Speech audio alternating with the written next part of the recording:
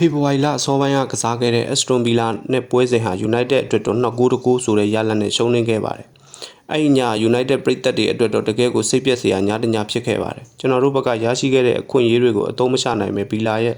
ထိရောက်တဲ့တိုက်စစ်ဆင်မှုတွေကြောင့်ပေးဆက်ခဲ့ရတာပါ။အထူးသဖြင့် Villa ကစားသမား Morgan Roger ကတပိုင်းကို1 ဂိုးစီနဲ့ကမ္ဘာအဆင့်2 ဂိုးသွင်းယူခဲ့တာကတကယ်ကိုအထိနာစေခဲ့ပါတယ်။ပွဲကစားချိန်ပထမပိုင်းပြီးကန်နေမှာကိုညာကရှေ့ပါကိုတကူပြန်သွင်းခဲ့လို့မျောလင်းချက်တွေရှိခဲ့ပေမဲ့ဒုတိယပိုင်းမှာတော့ဘီလာရဲ့ဖိအားပေးမှုတွေကိုမခံနိုင်ပဲ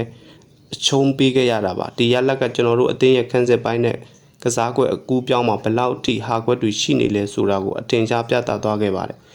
ဒီညပြန်လဲရင်ဆိုင်ရမယ့်ပွဲမှာတော့ United အနေနဲ့အရင်ကတည်းကပုံမတိုးတက်လာကြောင်းကိုတက်တည်ပြဖို့လိုအပ်နေပါပြီ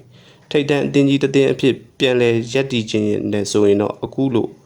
ကတ်ရှုံးတဲ့ပွဲတွေကိုအသာစီးနဲ့အနိုင်ရတဲ့ပွဲတွေအဖြစ်ပြောင်းလဲပစ်ဖို့လိုအပ်နေပါပြီ